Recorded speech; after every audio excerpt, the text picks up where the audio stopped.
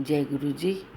कल रात को लेटते ही मेरी आँख लग गई और फिर मुझे विज़न आनी शुरू हो गई।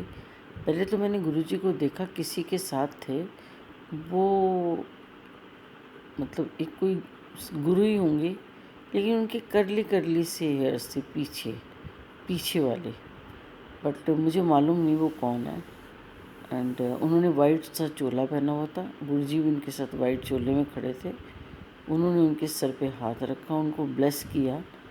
उसके बाद ना गुरुजी काले रंग की बहुत बड़ी कढ़ाई लेके आए, गैस पे रखी और पूर्णमासी का प्रसाद बनाने लगे। तो मैंने बोला, पूर्णमासी का प्रसाद ये क्यों बना रहे हो? पूर्णमासी है क्या? कहते मेरी मर्जी, मैं जब चाहूँ तब पूर्णमासी है। जब काम पूर्ण हो जाए और चाँद भी पूरा हो जाए तो पूर्णमासी हो जाता है। तो मैंने कहा अच्छा। कहते तुझे पता है नहीं, पूर्णमासी के चाँद में लोग मेरे दर्शन करते हैं, मैं बैठता हूँ, पूर्णमासी का इंतज़ार करते हैं कब आएगा, कब गुरुजी दर्शन देंगे चाँद में, पता है? मैंने कहा हाँ जी पता मुझे। सच में कह रही हूँ, बहुत बेसब्री से लोग इंतज़ार करते हैं, ढूंढते हैं आपको उसके अंदर। कहते हैं हाँ, जिसको मेरा मन करे मैं उसको दर्शन दे देता हूँ और जिसको मन ना करे नहीं देता। कोई कहता है मुझे तो देखते ही दर्शन होने लगे, कोई कहता है मुझे नज़र नहीं आते। मैंने कहा हाँ, मुझे तो कभी कभी उसमें वो जो गुरु गोविंद सिंह जी भी नज़र आते हैं आपके साथ खड़े हुए। तो कहते हैं हाँ, गुरु गोविंद सिंह सबकी रक्षा करते हैं, इसीलिए मेरे साथ उनके दर्शन तुम्हें होते रहते हैं।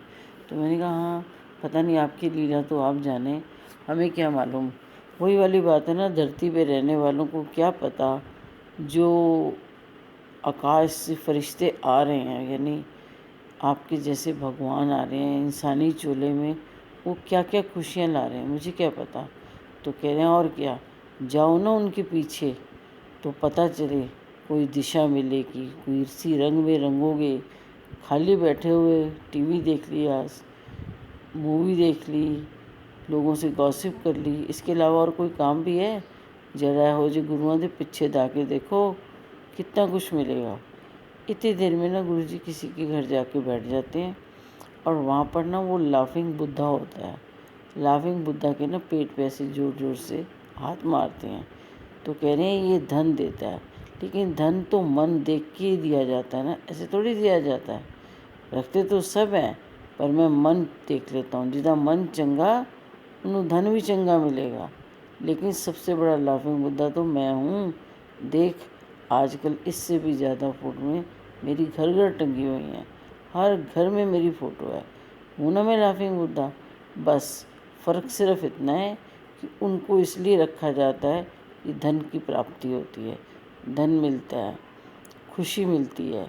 और मुझे इसलिए रखा जाता है कि देखा, गुरु आया है कर्म कटवाने, सुख शांति की वर्षा करने।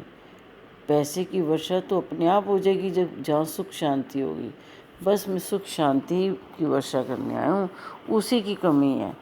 पैसा टका तो सबके पास बहुत है, बहुत है, मुकाए ना मुक्के।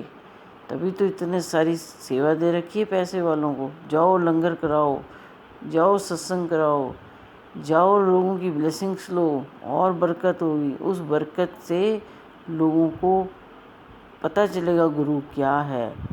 क्यों? क्योंकि भाव से लगाया हुआ पैसा, भाव से लगाया हुआ लंगर और भाव से खाया हुआ लंगर क्या क्या करता है तुम्हें पता भी नहीं है। बस मैं पहले पीस एंड पेशेंस देता हूँ, उसके बाद धीरे धीरे धीरे धीरे जब सारे विकार दूर हो जाते हैं, परेशानियाँ दूर हो जाती हैं, तो धन की प्राप्ति भी शुरू हो जाती है। लोग कहते हैं बाकी सब तो चलता रहता है। जी, वो तो घर घर में है, पर धन घर घर में नहीं है। धन तो किसी विरले के पास ही है। अरे, धन तो किसी विरले के पास है, शांति किसी विरले के पास भी नहीं है। समझ गया? पहले पीस एंड पेशेंस ले ले, उसके बाद आगे बढ़ियो, ताकि जो धन दिया है ना उसे खर्च भी कर सके आराम से। ऐसे वक्त धन मत मांग जिस वक्त इतनी परेशानी है और पता चले वो धन बीमारियों पे ही लग गया। धन की बरकत कब होगी मुझे मालूम है। पहले मैं तकलीफ़ें दूर कर लूँ, तभी तो ढेर लगाऊंगा, ढेर लगाऊंगा, ढेर, ऐसे मुझे बोलते हैं। फिर देखती हूँ मैं वो जो पेपर है यंत्र मंत्र वाला, वो हाथ से गुरुजी ऐसे करके बांट रहे हैं।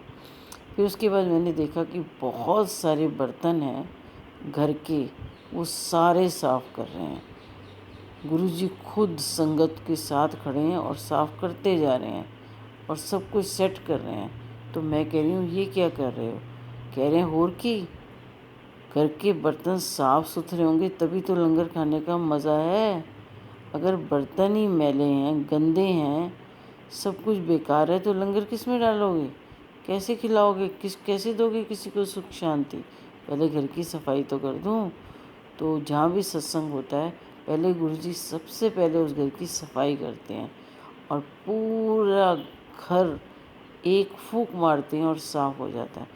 क्यों? क्योंकि गुरु को अपनी संगत लेके जाना है वहाँ पर।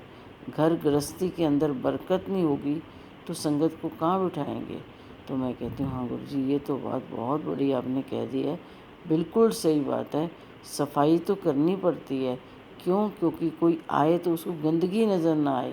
कहते हैं बिल्कुल, मैं भी यही कह रहा हूँ, धन आए तो उसे कोई गंदगी नज़र ना आए, क्योंकि धन अगर गंदगी साफ़ करने लगा तो फिर बरकत कैसी होगी? तो पहले सब साफ़ करते हैं, फिर धर्म का आगमन करेंगे, उसका वेलकम करेंगे। तो मैं कहती हूँ हाँ बिल्कुल बिल्कुल, आप आराम से देना, अपने हिसाब से देना, हमारे हिसाब से बिल्कुल मत चलना। मुझे भी बिल्कुल अच्छा नहीं लगता। मुझे लगता है कि जो खुशी आई है उस खुशी को लेने के लिए, वेलकम करने के लिए लोग तो सही सलामत होने चाहिए, घर परिवार तो एक होना चाहिए। अगर आ गया तो सबके मन में तो पता नहीं क्या क्या चल रहा होगा, सब छीनते रहेंगे। कहते हैं और की, वो कहेगा तेरे पास ज़्यादा है, मेरे पास ज़्यादा है, वो कहेगा तेरे को कैसे मिला ये धन।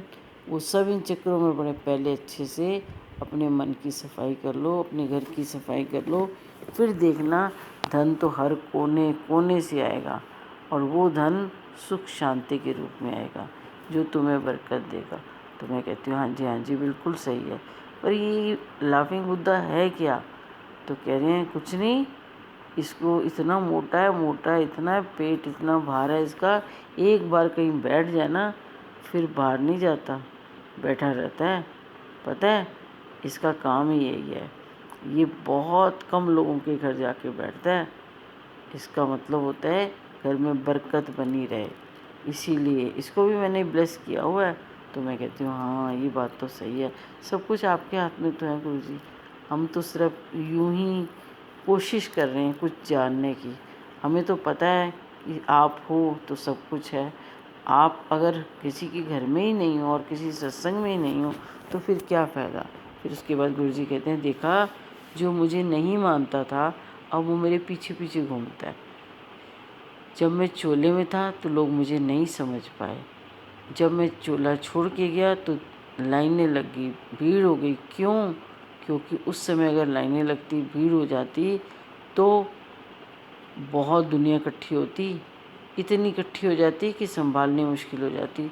तो मैं किसी विरले नूं ही दर्शन दे गया जी, मैं किसी विरले नूं ही मिल के गया वहाँ, ताकि मेरी महिमा फैलाए। वो महिमा कोने कोने में जाए, जितनी वो महिमा फैलाएगा उतनी ही ब्लेसिंग्स फैलती चली जाएंगी। ब्लेसिंग्स का मतलब ही जब गुरु आया था तभी तो समझ आई थी, पर तब किसी को समझ नहीं आई थी। अब देखा मेरी पुरानी संगत ने कितना मेरा महिमा की है, कितनी महिमा की है कि अब घर घर में मेरी फ़ोटोएँ लगी हुई हैं। इसीलिए तो मैं बिठा गया था सबको कि चलो मेरे साथ जो भी बीता हुआ समय है उसको एंजॉय करो, ऐश करो। और देखो वो एंजॉय कर रहे हैं, ऐश ही कर रहे हैं, क्योंकि जब जब परेशानी आनी होती है मैं अपना सत्संग करा के वो परेशानी दूर कर देता हूँ। ये तुम्हें किसने बताई सारी बातें? मेरे साथ जो संगत बैठी थी उन्होंने। बस मैं कर्मों पे ही ज़्यादा जोर देता हूँ, क्योंकि वो काम सिवाय मेरे कोई कर नहीं सकता। तुम्हारे को पता है कितनी खुशियाँ मिल रही हैं एक दूसरे के सत्संग सुन के, कितना अच्छा लग रहा है कि सबके मन के पिरोए जा रहे हैं। हर मन के अंदर इतनी ढेर सारी ब्लेसिंग्स हैं कि उससे खुद नहीं संभाली जा रही और वो बांट रहा है। ये बांटेगा वही संगत जिसके पास बहुत सारी ब्लेसिंग्स होंगी। सबके बस का बांटना नहीं है।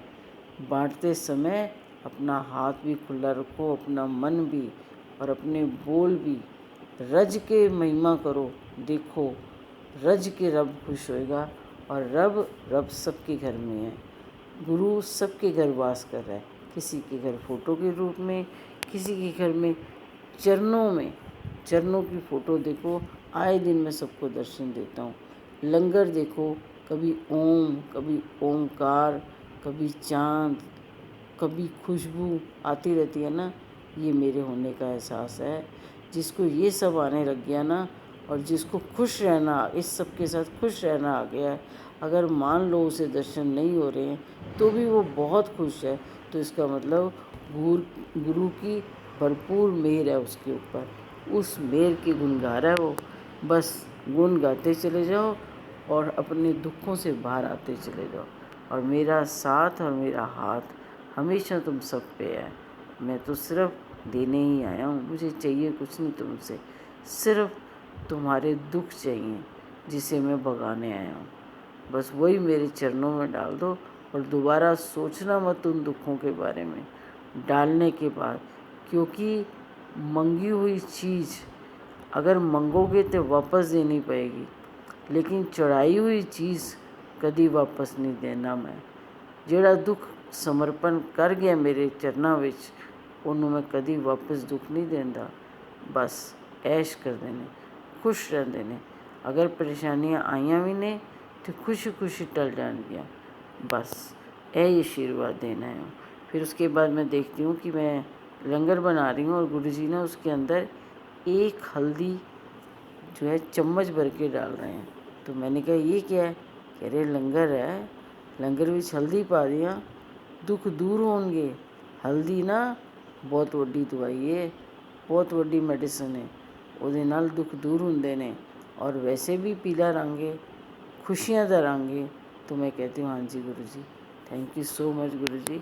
आपने इतनी सारी बातें बताई, इतने सारे मीनिंग बताए जो हमें मालूम ही नहीं है। जय गुरु जी, जय गुरु जी।